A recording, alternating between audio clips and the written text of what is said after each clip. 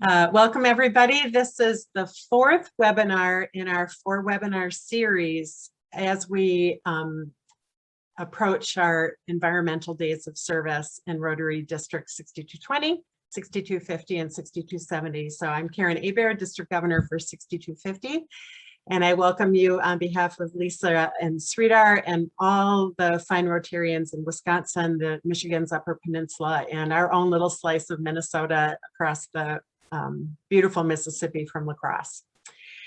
So we have with us today Catherine Youngblood. Catherine is a research engineer and citizen science director at the University of Georgia. She is in a leadership position on a global environmental project, which fits so well with Rotary International. We're very excited to introduce it to you or reintroduce it if you've heard about it in the past. And of course, we're focusing on environmental days of service, that first full week in October. And that came as the result of the braiding of 3 efforts. First, in supporting our environment is Rotary Foundation's 7th area of focus. We 3 district governors are really enjoying our collaboration and look forward to our TriCon at the end of April. And third, President Sridhar asked us to have a day of service or days of service so that all Rotarians are rolling up their sleeves and helping, making the world a better place. So Catherine, without further ado, I'll turn it over to you, and welcome to Jane too, your colleague who's joining us today, and we look forward to hearing all about how we might be able to help your efforts. Amazing. Thank you so much. I'm glad to be here today and get to talk with you all a little bit about Debris Tracker.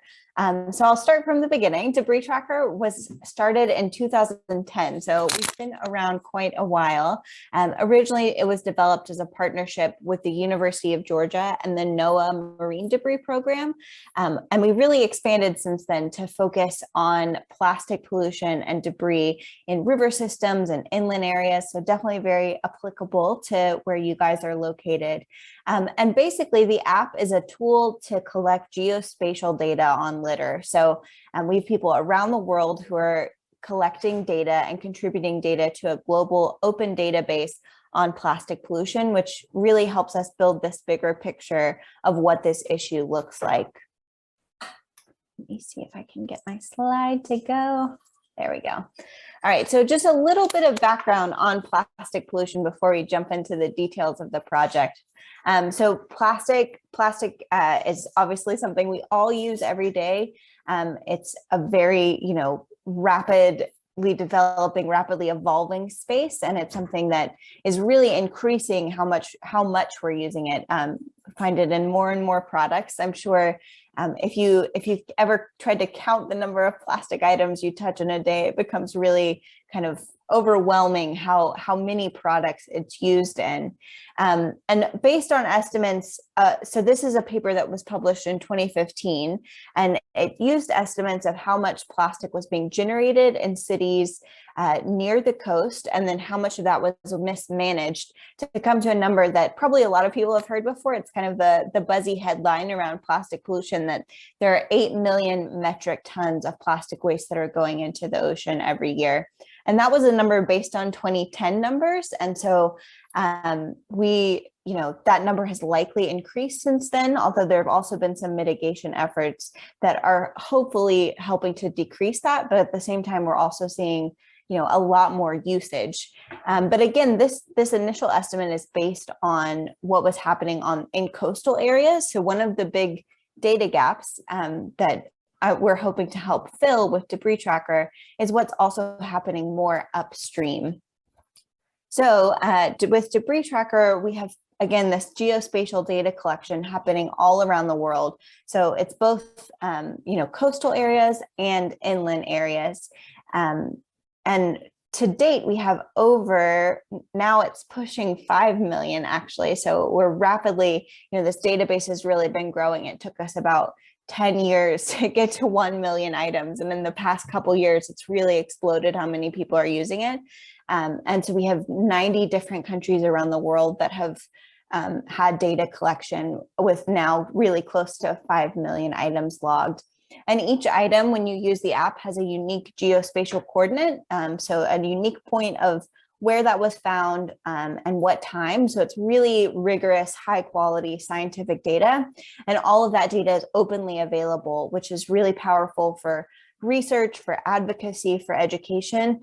So we really believe in this idea that, you know, if we develop this tool that allows people to easily collect data on what they're seeing in their community, and then share that data openly, that can become a really powerful way to facilitate change in this space. So a couple of resources that we have available. So we do have a getting started guide that's available on our website, which is debristracker.org, and that goes through kind of how to use the app in lots of detail, but I'll go ahead and show you a screencast of what the app looks like when you're actually out tracking. Alrighty, so you can see when you open it up and have logged in, if you haven't logged in before, you'll have to create an account. So there's different organizations on the app. So we basically host customized lists for different organizations based on what they're seeing in their environment. We adapt those lists for different groups. For you guys, I definitely would highly recommend the MRCTI list. So that's the list that we developed specifically for the Mississippi River Basin, which obviously includes a really big swath of the US. But we've been working on developing and adapting that list with local partners. We'll talk a little bit more about that project later, but definitely would recommend that MRCTI list. It seems to work really well for kind of the inner areas of the US. But this is just a different list example, but you can search for the list. The MRCTI list is pretty high up on the app, so you should see it right when you log in. But when you open up a list, you'll see the different items that are available to log, and you can also search for a specific item. So if you see a plastic water bottle, you don't have to scroll through and look for it. You can just click search and type in what you're looking for there. And you can also collapse those sections so you can easily scroll between the different item types. Once you actually find something, you can click on add, and that when you click add, that's creating that unique geospatial point of time and space of where exactly that item is. You can also change the quantity, and then you can also add description. So one of the things we've been doing for the Mississippi River Project in particular is really encouraging people to collect brand data. So that we know who we need to bring to the table in terms of conversations around plastic pollution. So if you click on the icon of the item, it opens up a little description box, and then you're able to type in any additional information about that item. And in this case in particular, we've been really encouraging people to collect data on what kind of brands they're seeing in the environment. All righty. So once you've actually logged some items, you can then, you'll see them increase in the Manage Items tab down in the bottom left-hand corner. And you can click on that Manage Items, and then you'll be able to see this overview of where items are on a map. And you can also delete things you logged accidentally, and you can see an overview of what you've actually collected there. Yeah, you can see me deleting items here.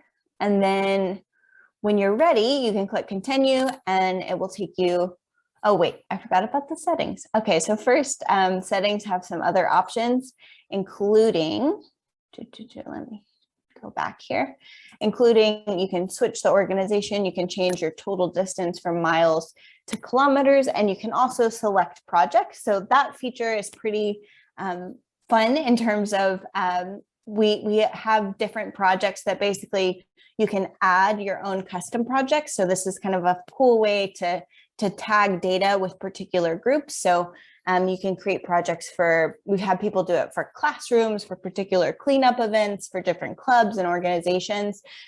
So when you go into that select projects tab, you can click on that project, and then your data is associated with that particular group. So if you wanted to do a friendly competition between the different clubs, this would be a great way to be able to keep track of who's contributing to which group. So you'll see this that's what the project view looks like. Let me go back a little bit. Yeah, so that's what the project view looks like. And if you click this plus button in the upper right-hand corner, you can add new projects. You'll have to submit a form, and we basically approve those within like a day or two, and then you'll be able to see them there. And so you can associate your data with those particular projects. Finally, when you're done tracking the actual items that you've seen, there's a survey at the end. So this will look a little bit different for the MRCTI list, but it asks specific questions that allow us to look at the data a little bit more in depth. Basically, what kind of data you were collecting, how many people helped collect that data, and any other observations you want to share about that data. And then once you're done, when you click save, you can also add photos to your log. So you can submit photos as well. And then you can go ahead and click upload the session. If you don't have access to Wi-Fi or cellular data, you can click upload later, and that will save it. And then you can go back in and upload that session later. So yeah, so if you don't have access, you can save the session and then go back in and upload it when you do have access to Wi-Fi. Either way, once you're uploaded, you'll get that little green check mark. That means it's successfully submitted to our database. And then you can also go back in and see your previous logs. So this is a fun way to look at what you collected before. You can look through your photos, the map of where you've tracked, and what items that you've logged. So that's a quick overview of the app. As I said, we definitely have more in-depth resources on our website, and also happy to answer any questions after I finish running through this presentation as well. A couple quick things for using the app: make sure that you are allowing location access and allowing photo access.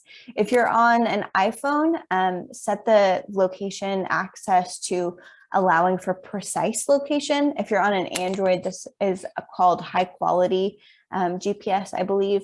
But this again allows for more rigorous scientific data. It allows more accurate GPS points when you're collecting this data. If you're not sure how to get started with this, one way that we've been encouraging people to track data is basically finding what we've named a litter aggregation pathway, which is basically where litter typically tends to accumulate. So often this is along a sidewalk or roadside, where people are dropping things, or you're seeing litter accumulate in a particular area. And we encourage people to estimate about a meter width, which is about from your fingertips outstretched to the center of your chest, and then walk along that litter aggregation pathway for 30 minutes and collect and log everything that you see. So this is a really, it's a great way to kind of standardize how people are collecting data, and to also, be able to collect data in more urban areas, and then, even in your local neighborhood, in your own environment. So, we also definitely encourage people to track data wherever they are, whenever they're doing cleanup. So we do have people who are doing, big beach cleanup events or big river shoreline cleanup events, and all of that is really awesome, exciting data. But again, kind of going back to this idea of data gaps, we know plastic is coming from our communities, so it's also important to get data on plastic pollution close to the source. And so this method of following transect and collecting data, in areas where we're using plastic in these urban areas is also really valuable. So if you're not sure how to get started, this is a really great method to follow that allows you to collect data pretty much anywhere you are. So when you're tracking with the app, it's collecting real-time geospatial data. And that's, again, really high quality, valuable scientific data, but it does take a little bit more time. So we often encourage people to track in pairs so that they're able to, have one person clean up and have one person actually record the data. We've also had groups go through and record everything in a particular area and then pick everything up. But then finally, we've also had people, aggregate everything in one space and then log it there. Again, that's slightly less rigorous in terms of how high quality the data is, but definitely still really valuable and definitely still something we encourage people doing. Another option is that we do have a manual upload portal online. So if for whatever reason you aren't able to use the app on location, but you're able to kind of keep track of what you're doing, either with a paper data card, which we have available online, or with a, if you just collect everything and then take it back and want to count it somewhere else, you can record and upload this data online, and it's still shared to the same open database that can be used for these research and advocacy and education goals. So lots of options in terms of data collection there. And this is what the data platform looks like. So I'm actually going to see if I can get that up for you guys so I can show you some of the Mississippi data.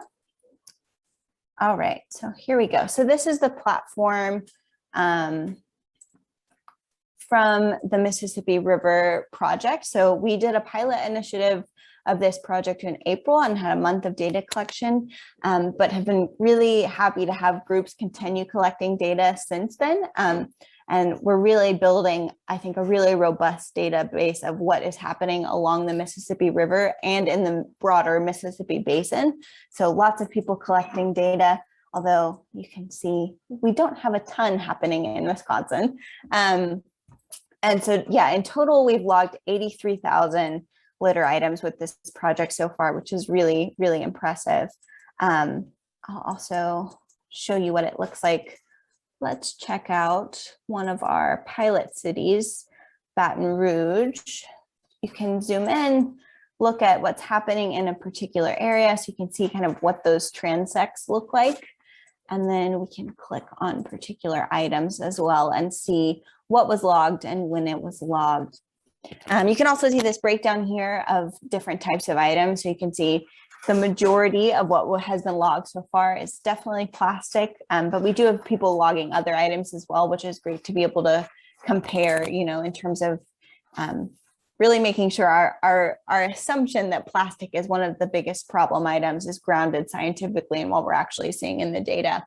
You can see as well that cigarette butts are far and away the most common item that we've seen. Foam fragments, likely from styrofoam takeout containers and other uses of styrofoam, are also really high on the list, as well as beverage bottles, those being like PET drinking bottles like soda bottles or water bottles, and food wrappers also being very common. So again, stuff we're using in our day-to-day lives that we're also seeing in the litter on the ground. I'll also quickly show you our website for the Mississippi Project in particular. So one of the cool things we did on this project was also look at what was happening in the river. So we were able to deploy some plastic GPS bottle trackers and put them in the river and float them down the river to get an idea of how plastic is traveling from these city areas down the coast. So that's some really exciting data. You can also see some of our blogs and other resources here. We also have the Citizen Science Field Guide, which kind of goes through the different methods for collecting data in a lot of detail. Again, very similar to what I'm telling you here today, but you can have it in written form as well. And what I also wanted to point out is that we do have the paper data cards available here. If you, for whatever reason, don't want to use the app, if you'd rather use a paper data card, you can download that there as well. Alrighty,